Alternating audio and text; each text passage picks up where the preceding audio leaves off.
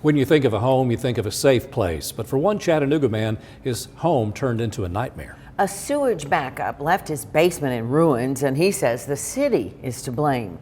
Local 3's Xavier Harris tells his story. This photo was taken just moments after Pete Moore says his ceiling caved in. He says the city flooded his home. Fast forward a year later and over $100,000 in repairs, and he says the city still won't take accountability. Now he's saying the idea of filing a lawsuit is not off of the table. It's very frustrating. Moore says he lived in his home on Rivermont Place for 4 years without a single flooding issue until February 22nd of 2024. His toilet stopped flushing and a plumber advised him to call the city. So we called them, went through a series of people and reached a gentleman named Bobby.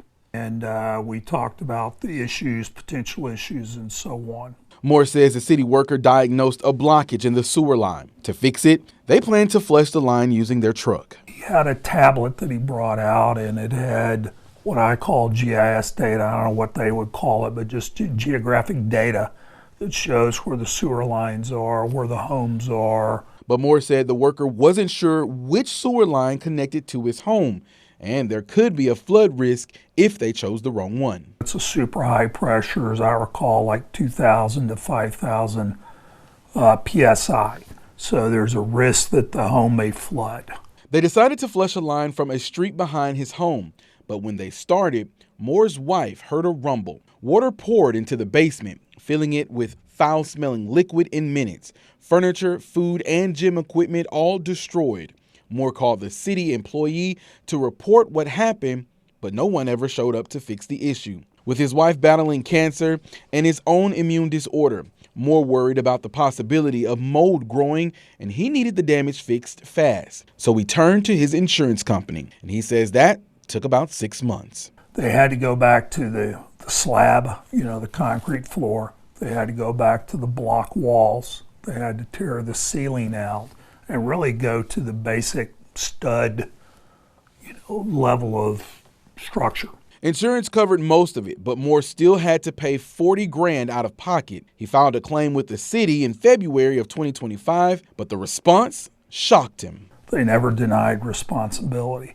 The only response I got a week to 10 days ago was, hey, it's been more than a year.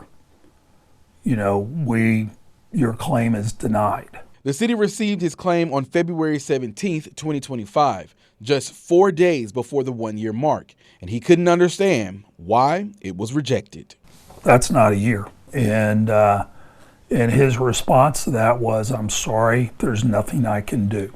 Local 3 reached out to the city for answers, and a spokesperson responded saying, Mr. Moore's case was brought to our attention earlier this week, and our chief operating officer is hoping to meet with him soon to discuss it. After our interview, Moore says city officials finally started calling, trying to make things right, but he has still not been reimbursed. How many other people has this happened to? Because I don't think I'm the only one. Reporting in Hamilton County, Xavier Harris, Local 3 News.